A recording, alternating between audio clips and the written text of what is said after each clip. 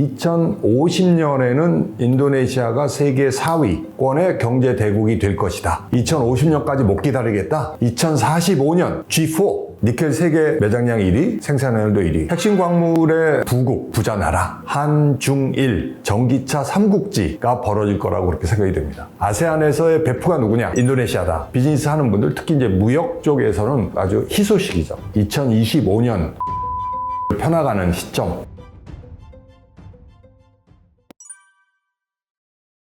김창범 전 주 인도네시아 대사입니다. 머니인사이드 구독자 여러분과 함께 인도네시아에 관해서 알아보는 시간을 갖게 됐습니다. 기대해 주세요. 글로벌 기업 10곳 중에 6곳이 탈중국이다. 동남아로 속속 대체되고 있다라는 기사가 올라왔네요. 요즘 기업들의 큰 화두가 포스트 차이나, 차이나 다음 어디냐에 꽂혀 있어요. 그래서 넥스트 차이나 또는 차이나 플러스 이렇게 해서 새로운 어떤 투자처 또는 생산기지 또는 새로운 시장을 찾는데 다들 달려가고 있는데요. 특히 아세안에서는 인도네시아하고 베트남이 각광을 받고 있습니다. 왜냐? 우선 규모, 스케일이 다른 거죠. 중국, 인도 세계 1, 2위를 다투는 인구 대국. 인도네시아 세계 4번째 인구 대국. 그만큼 소비 시장이 큰 거죠. 난 베트남 거의 1억에 이제 넘었을 거라고 생각을 하는데 베트남도 규모도 있지만 중국과 바로 인접한 생산기지, 특히 삼성전자, LG전자 중요한 우리 기업들도 전초기지로 삼고 있고요. 실제로 베트남의 경우는 인도네시아와 함께 아세안의 성장을 견인하는 가장 큰 두 마리 엔진이다. 이렇게 보시면 될 것 같아요. 임금이 높아지고 소위 코스트가 올라감에 따라서 이전을 해야 되는 경우도 있고요. 또 최근에는 이제 ESG 경영, 환경 문제라든가 또는 거버넌스 이슈, 특히 미국이나 유럽에서는 신장 위구르 지역에는 강제 노역이라든가 인권 탄압이 있는데 그 지역에서 생산하는 면화나 제품을 중간재로 사용한 완성품은 수출을 금지시킨다든가. 그러니까 이제 나이키나 아디다스 경우는 이미 그 전부터 서서히 베트남이나 인도로 생산 거점을 옮겨놨는데 최근에 들어서는 더 다른 섹터로도 확산이 되고 있는 그런 상황이죠. 심지어 어떤 경우는 투자자들조차도 추가적인 투자를 할 때 그런 연관성이 있다 이러면은 이제 투자를 주저하게 되는 그런 상황이 돼서 아마 이런 추세 자체는 계속해서 가게 되지 않을까 하는 관측입니다. 근데 가장 큰 이유는 미중 간의 전략 경쟁, 미중 간의 갈등이 어느 곳곳마다 부딪히지 않는 데가 없는 거거든요. 그러다 보니까 미국을 중심으로 한 경제권 또는 교역과 투자, 중국을 중심으로 한 교역과 투자의 두 에코시스템이 별도로 관리를 해야 할 정도로 경쟁이 첨예하게 벌어지고 있죠. 그러다 보니까 최근에 이제 미국의 인플레이션 감축법, 전기자동차에 대한 텍스 인센티브 같은 걸 주는 법도 중국을 견제하고 중국을 배제하려는 그런 데서 비롯됐잖아요. EU에서도 장벽을 높게 세우고 있죠. 중국에 대해서. 그런 과정에서 보면은 미국이나 유럽 시장을 내다봤을 때는 중국의 거점을 두고서는 비즈니스하기가 어렵다. 결국 다변화, 새로운 거점을 찾아서 밸런스와 해칭을 하는 그런 전략들을 기업이 구사하고 있죠. 트럼프 행정부 때부터 미국이 인도태평양 전략이라는 걸 내세웠거든요. 바이든 행정부도 이어서 인도태평양 전략을 더욱더 발전시켜 나가고 있는데 그 핵심에는 중국을 견제하고 중국의 영향력 확대를 최대한 제어하려는 의도가 숨어 있는 거죠. 최근에 들어서 뭐 디커플링 이런 단어도 많이 나오는데 중국과 미국 간의 탈동조화를 추구한다 하는 이야기가 이제 나와 있었죠. 근데 최근에 들어서는 미국과 중국 간의 상호 의존성이 워낙 높기 때문에 완전히 분리할 수는 없다. 그래서 리스크를 최소화하는 방향, 리스크를 줄여나가는 방향으로 하는 디리스킹, 중국 리스크를 줄여나가는 그런 방향으로 이제 비즈니스가 이루어지고 있죠. 중국도 이제는 바깥으로 눈을 돌리고 있고 중국 기업들도 사실은 동남아시아나 서남아시아로 많이 이전을 하고 있습니다.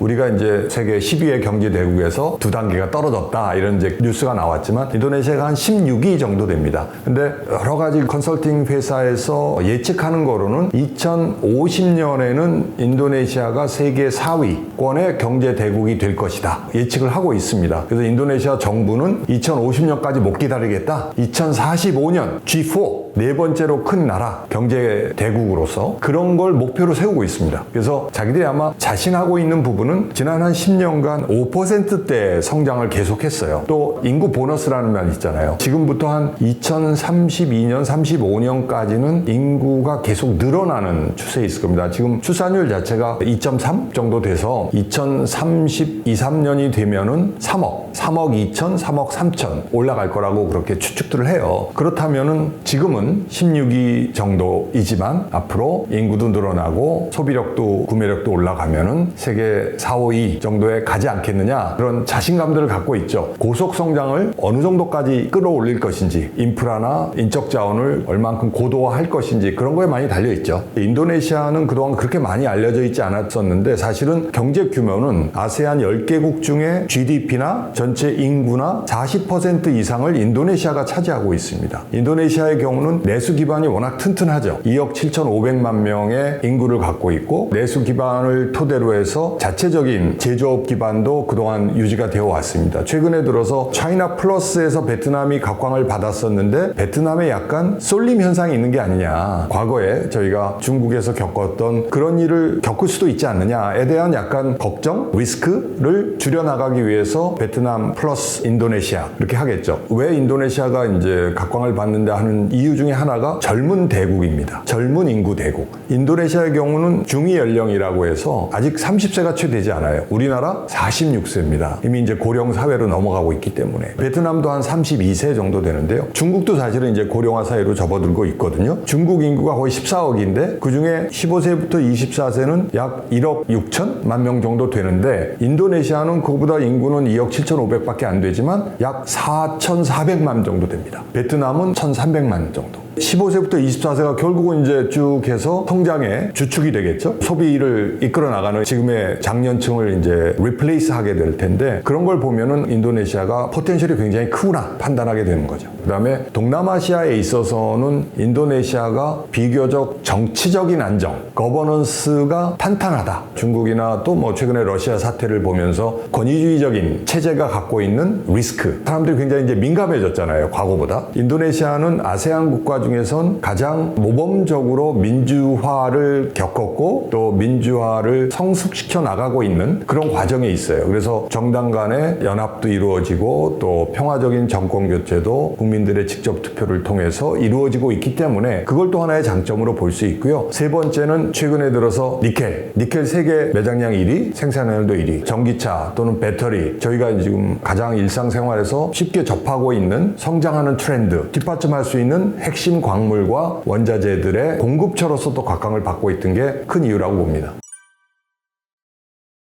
핵심 광물의 부국, 부자 나라. 아세안에 있어서 인도네시아가 전기차와 배터리 거점, 허브로 등장을 하고 있습니다. 사실 동남아시아 10개국 중에서는 자동차 산업이 가장 발달돼 있던 나라는 태국입니다. 태국은 일찍이 일본 토요타를 비롯해서 혼다, 모든 일본 브랜드들이 생산 거점으로 태국을 삼았어요. 그런데 최근 들어서 인도네시아가 특히 전기차라는 새로운 분야에 있어서는 선도하겠다 하는 그런 정책적인 지향점을 갖고 투자를 촉진해 주려고 하는 거에 발맞춰서 현대자동차가 인도네시아의 아세안 국가 중에선 유일하게 완성차 생산 공장을 지었고 2022년 작년 1월부터 양산을 시작했습니다. 크레타라는 SUV 타입인데요. 그쪽에 맞게끔 커스터마이즈된 자동차를 생산을 하기 시작을 했고, 작년 3월에 처음으로 인도네시아에서 아이오닉 5 전기차를 조립 생산하기 시작을 했습니다. 근데 뭐 현대차뿐만이 아닙니다. 인도네시아의 중국 자동차 메이커들도 진출을 하기 시작을 했어요. 그래서 울링이라는 중국 업체가 에어라는 소형 전기차, 아주 뭐 작은 사이즈입니다. 우리 같으면 약 모닝보다 조금 작다? 그런 전기차를 생산을 개시를 했습니다. 그리고 배터리, LG 엔솔과 현대차가 합작을 해서 배터리 셀 생산 공장을 인도네시아에 짓고 있어서 아마 2024년 내년 하반기 정도 되면은 메이드 인 인도네시아 배터리가 탑재된 메이드 인 인도네시아 전기차가 거리를 다니게 될 것 같습니다. 그만큼 현대차와 LG 에너지 솔루션이 발빠르게 움직였다, 그렇게 볼 수 있죠. 동남아시아 전체를 보면 인도네시아 포함해서 중국 전기차들이 공세적인 지금 진출을 하고 있습니다. 중국의 중앙정부가 주는 전기차 보조금이 금년부터 중단되기 시작을 했어요. 그래서 이제 해외로 눈을 돌리고 있습니다. 중국의 전기차 메이커 BYD, 니오, 시펑, 장성모터스 뭐 이런 다양한 전기차와 기존의 자동차 업체들이 특히 동남아시아에 제일 먼저 약진을 하고 있습니다. 최근에 BYD에서는 태국에 전기차 생산 공장을 짓겠다고 발표를 했고, 우리나라가 인도네시아를 지금 발판으로 해서 현대차의 경우는 전기차 거점을 만들고 있는데 중국은 태국을 주로 거점으로 해서 하고 있고요. 물론 동남아시아 지향 전체로 보면은 일본차가 지배적인 위치를 여전히 누리고 있습니다. 다행히 베트남의 경우는 현대차, 기아차 합쳐서는 1위를 유지하고 있습니다. 그래서 동남아시아 자동차 시장을 놓고 과거에는 일본의 철옹성에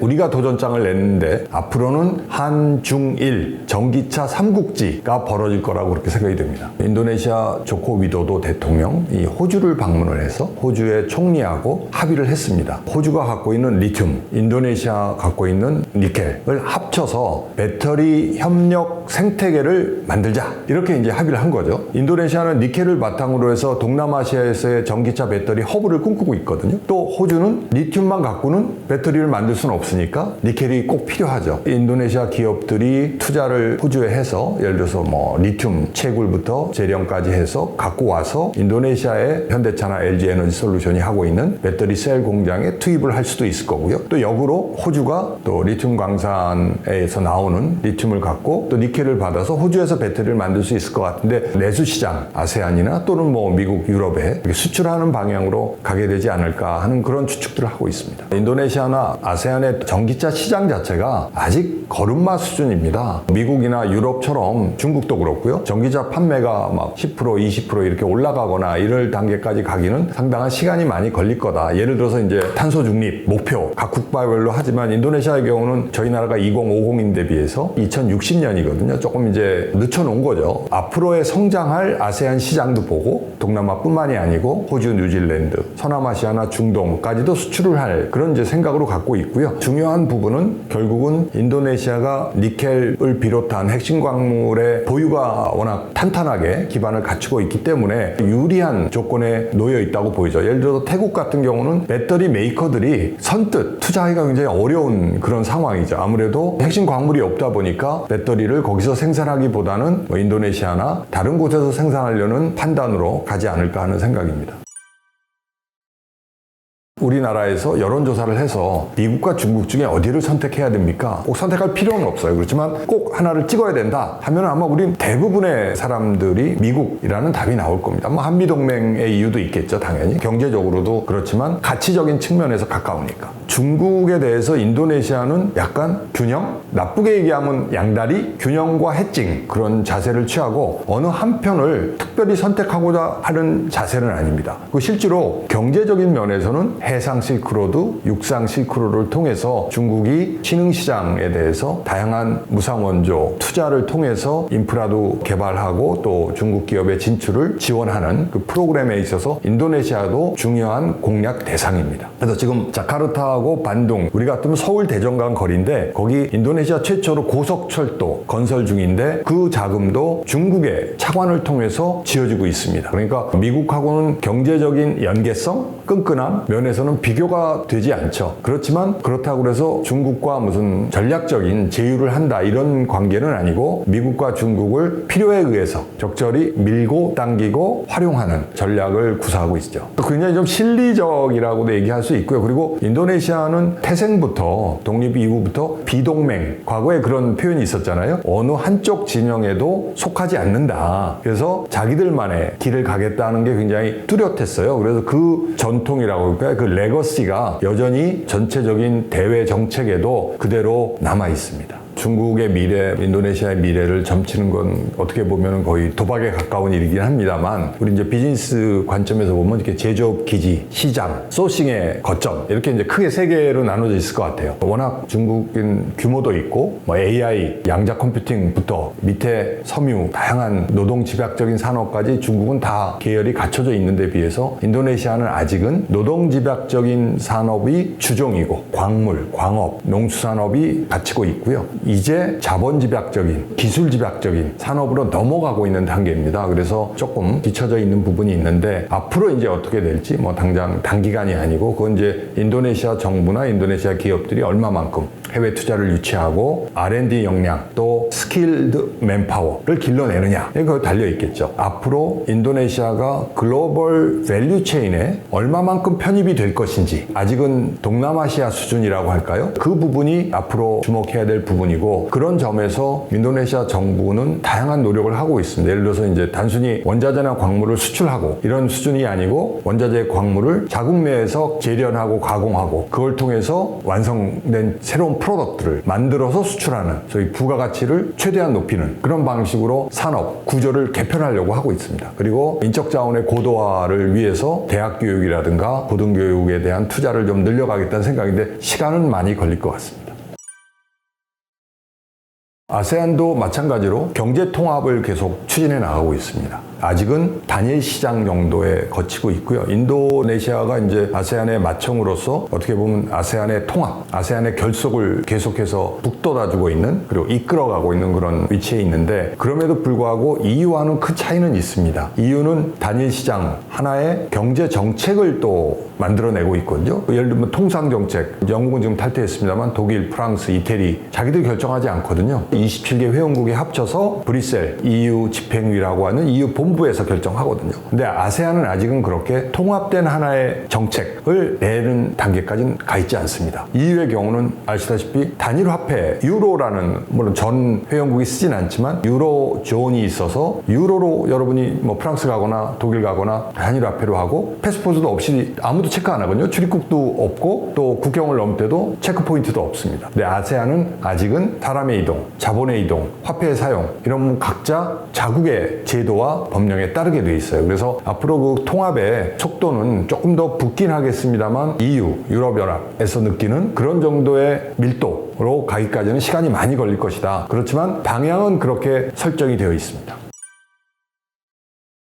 인도네시아 하면 이슬람 국가, 무슬림들이 많이 있는 곳, 이렇게 많이 생각할 거예요. 왜냐면 뭐 저희가 히잡을 쓴 여성들의 모습을 많이 보고 하니까. 근데 인도네시아는 종교적으로는 다양성을 존중하는 나라입니다. 그래서 실제로 이슬람을 믿는 사람들이 뭐 87% 정도 되는데, 기독교, 천주교, 힌두, 불교, 이 모든 종교를 다 존중해서 실제로 국가의 종교로서는 이슬람을 선택하지 않고요. 굉장히 개방적인 편입니다. 재미있는 점은 인도네시아에 노는 공휴일이 많아요. 이슬람 원력에 따라서, 달력에 따라서 모하메드 단신일, 또 크리스마스 쉬고 석가 단신일도 쉽니다. 어떤 기업하는 분은 그래요. 야, 이거 노는 날 너무 많아서 정말 죽을 맛이다, 이런 얘기 하시는데, 하여튼 그 모든 종교에 균등하게 기회를 준다 하는 그런 포용성, 그게 어떻게 보면 약간 걸림돌이 될 것도 있습니다. 이렇게 강한 변화의 드라이브를 걸기에는 다양한 종교와 다양한 인종, 다양한 문화를 하나로 통합해 가기 위해서는 시간도 걸리고 에너지가 많이 쏘이죠. 그리고 재밌는 거는, 여러분 뭐 베트남이나 동남아 가시면은 태국에서도 느끼지만 오토바이, 모터바이크를 타는 사람들이 너무나 많잖아요. 그래서 바다에 이렇게 보면은 물고기 떼가 이렇게 확 지나가듯이 오토바이를 탄 가족, 제가 한번 갔을 때는 5가지 타더라고요. 오토바이에 아빠, 엄마 타고 중간에 어린아이, 갓난아이를 엄마가 이렇게 안고, 앞에는 또 헬멧도 안 씌운 채 아이를 태우고 장본 바구니도 들고, 이런 모습들이 나오는데, 이제 패밀리 오토바이가 패밀리 카로 바뀌고 있는 단계라서, 그러니까 이제 자동차 시장을 주목하는 거죠. 글로벌 메이커들이. 최근에 들어서 이제 자카르타에는 지하철이 생겼습니다. 이제 한 3년째 되는데요. 그동안 자카르타는 지반이 침하되고 뭐 이런 여러 가지 이유로 자카르타에 지하철 건설을 안 했었는데, 이제 도저히 대중교통이 없이는 이 교통 혼잡을 해결할 수 없다, 이래서 이제 전철, 우리 같으면 지상철입니다. 지상철을 일본의 자이카 기금 차관을 받아서 건설하고, 한국은 경전철, 자카르타 주 정부로부터, 시정부로부터 발주를 받아서 한국의 철도시설공단, 현대로댐, 유진산전, 이런 곳들이 힘을 합쳐서 경전철 1호 라인을 개통을 했어요. 이제 2호 라인, 3호 라인도 수주를 해야 되겠죠? 4호선 정도는 아마 우리가 파이낸싱을 해서 한국 기업들이 참여하려고 하는 계획도 있다고 들었습니다.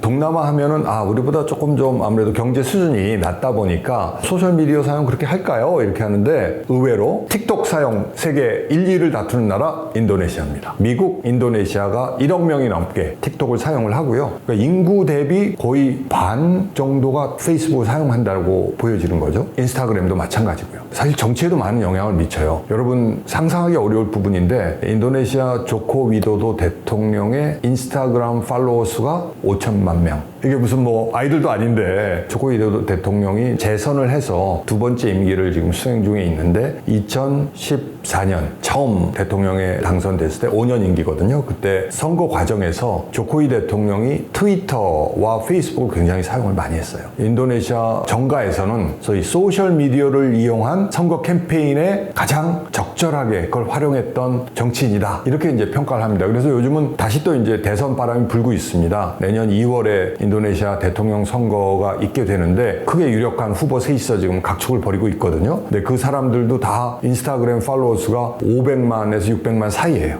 계속 늘어날 겁니다. 아마 선거 캠프에서는 다양한 계정을 사용을 해서 그 숫자를 계속 늘리고 있는데, 우리나라의 경우는 어떻게 보면 한류의 확산의 과정에서 소셜미디어가 많이 좋은 원군이 됐잖아요. 인도네시아의 경우도 한류의 인기가 굉장히 높은데, 틱톡이나 뭐 페이스북, 인스타그램 이런 걸 통해서 한류를 접하는 인도네시아 젊은 층들이 많아졌어요. 특히 이제 코로나 팬데믹 상황에서는 더욱더 그런 게 활발하게 이루어졌고, 또 모바일 유저들이 더 늘어났거든요. 아무래도 그러면서 한류가 소셜미디어의 웨이브를 타고 더욱더 확산되는 현상을 보였죠.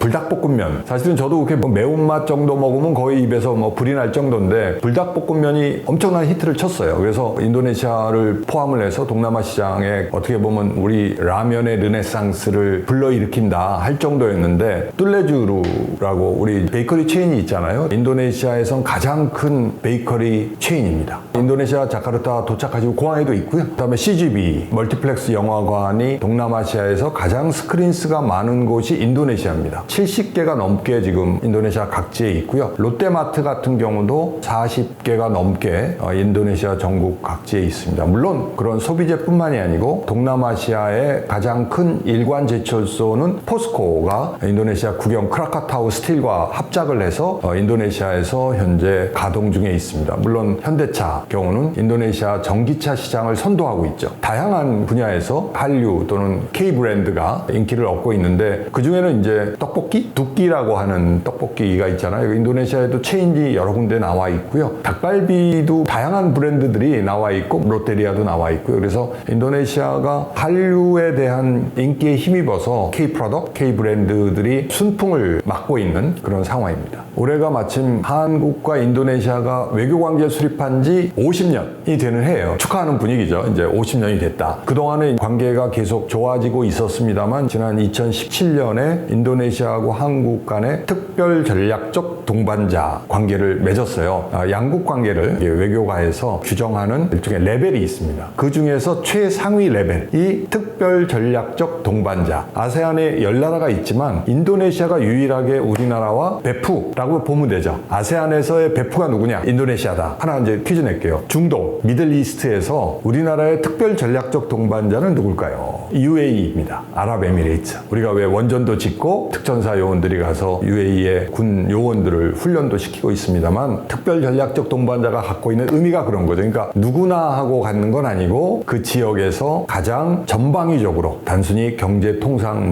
문화, 관광 이런 부분이 아니고 정치, 안보, 방산 이런 부분까지 다 아울러서 양국 관계가 가장 견고한 위치에 있는 관계를 그렇게 부르거든요. 그래서 이제 그런 점에서 한국과 인도네시아가 굉장히 끈끈하다 이렇게 이제 보여지고요. 최근에 들어서는 인도네시아가 특히 핵심 광물과 원자재 공급의 거점으로서 부상이 됨에 따라서 우리 기업이나 이런 데서도 다양한 시도를 하고 있거든요. 투자를 하거나 아니면 합작을 하거나, 정부에서도 그걸 어떻게 그러면 뒷받침하느냐 해서 이제 2019년, 20년 이렇게 해서 그동안 절차가 밟아져서 금년 1월부터 한국과 인도네시아 간의 세파라고 해서 Comprehensive Economic Partnership Agreement, 우리말로 하면은 포괄적 경제 동반자 협정, 일종의 FTA죠. 한국과 아세안 간에도 FTA가 있습니다. 이미 있습니다만 그거보다 좀 높은 수준의 관세도 더 낮추고 철폐하고 해서 더 기업들 간의 진출이 편하게 또 활발하게 이루어질 수 있도록 제도를 만든 거죠. 그거 어떻게 보면 비즈니스 하는 분들, 특히 이제 무역 쪽에서는 아주 희소식이죠.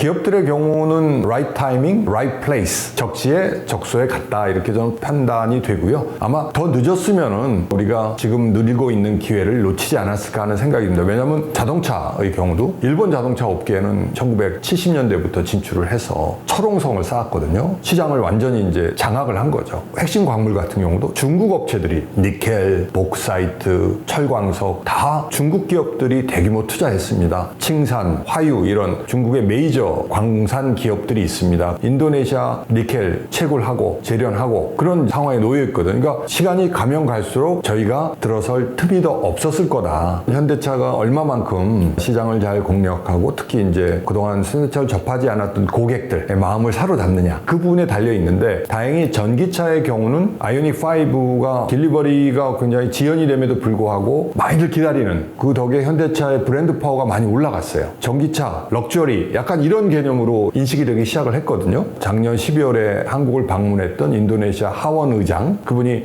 내가 아이오닉5 주문했는데 아직도 기다리고 있어요. 이런 얘기를 하면서 부탁을 했다는 그런 일화도 있습니다. 그러니까 그만큼 소유하고 싶은, 몰아보고 싶은 차로 이렇게 자리 잡고 있다는 건 굉장히 좋은 현상 같고요. 다만 그동안 일본 자동차 업계가 지배했던 그 단단한 벽, 이거를 하루아침에 허물기는 어려울 거다. 그렇기 때문에 계속해서 오르막길 전투가 벌어질 텐데 기대해 봐야죠. 현대자동차가 글로벌 시장에서 굉장히 선전하고 있잖아요. 미국, 유럽에서는 여전히 어려운 여건 속에서도, 경기 침체 속에서도 시장 점유율을 계속 넓혀가고 있는데, 그런 일들이 동남아시아에서도 벌어졌으면 하는 그런 기대가 있습니다. 최근에 들어서 포스코가 2차 전지 소재 삼각벨트를 완성을 했다, 뉴스가 들어왔어요. 원래 이제 뉴칼레도니아하고 호주에 있었는데 이번에 인도네시아, 언론 보도에 따르면 약 4억 4천만 불 이상을 투자를 해서 연내 공장을 착공을 해서 2025년부터 상업 생산을 할 예정이다 해서 이제 니켈 재련을 하겠다는 소식인데, 포스코로서는 앞으로 동남아시아 전기차 시장, 특히 뭐 현대차가 이미 진출해 있으니까 그런 것도 있고요. 미국을 주도로 하는 인도 태평양 경제 프레임워크 IPEF라는 게 지금 협상 중이거든요. 이미 공급망 부분에 있어서 인도네시아도 참여를 하고 있습니다. 그게 잘 풀리면은 인도네시아가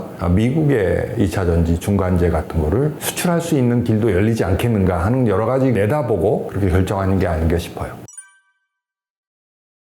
우리나라의 입장에서 보면은 최근에 들어서 한류의 인기도 굉장히 높고 하니까 소비재 부분이 요즘 각광을 받고는 있습니다. 화장품, 의료, 건강, 식품 이렇게 있고요. 그다음에 이제 인도네시아도 급속히 지금 디지털 경제로 전환이 이루어지고 있습니다. 사실상 여러분들이 자카르타에 내리면은 인도네시아 사람들이 우리보다 더 현금, 캐시를 안 쓰네? 모바일 월렛으로 다 페이를 합니다. 그런 점에서는 뭐 핀테크라든가 이커머스를 베이스로 한 다양한 비즈니스, 또 모바일 앱을 활용한 비즈니스, 요즘 각광을 받고 있는 부분이고요. 최근에 들어서는 이제 에너지 전환, 저희도 이제 신재생 에너지로의 전환을 정부에서도 방침을 세워서 하고 있는데, 탄소 중립을 위해서는 하지 않으면 안 되는 그런 부분이죠. 그래서 그린 에너지, 클린 에너지로의 전환, 기존의 석탄 발전소에 노후화된 걸 현대화한다든가, 아니면은 LNG로 바꾼다든가, 지열 또는 풍력, 태양열 이쪽도 많이 진출을 하는 부분이죠. 투자의 시기보다는 어디다 투자할 것이냐, 어떻게 할 것이냐가 더 중요하다고 보고요. 이게 유망하다 하면은 시기를 놓쳐서는 안 되겠죠. 근데 이제 지금 인도네시아가 내년 2월이 대선, 새로운 정부는 내년 10월에 다시 출범합니다. 대통령 선거와 총선이 동시에 열리는 전국 동시 선거인데요. 지금 단기적으로 보면은 새로운 정책을 펴거나 새로운 투자 협상을 하기에는 적절한 시기는 아니다. 5년 임기를 2번 한 조코이 대통령이 시대가 저물어 가고, 새로운 대통령, 새로운 정부가 내년 10월이면은 출범을 하게 되죠. 뭐 어느 정부에서나 뭐 레임덕이라고 할 수는 없습니다만 마지막 1년의 임기를 갖고 있는 정부와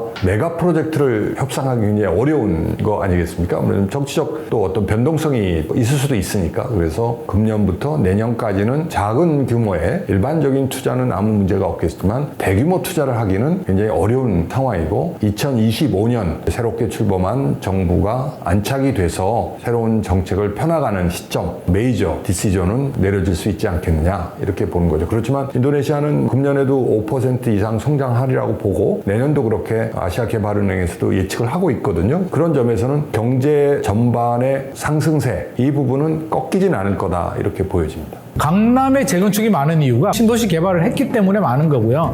이 많이 나올수록 사업성은 굉장히 좋다. 부동산 시장을 판단하실 때 전세 대출에 대한 정부의 양태를 잘 봐야 돼요. 성실히만 열심히 사는 사람들이 부자가 되기는 어려운 경우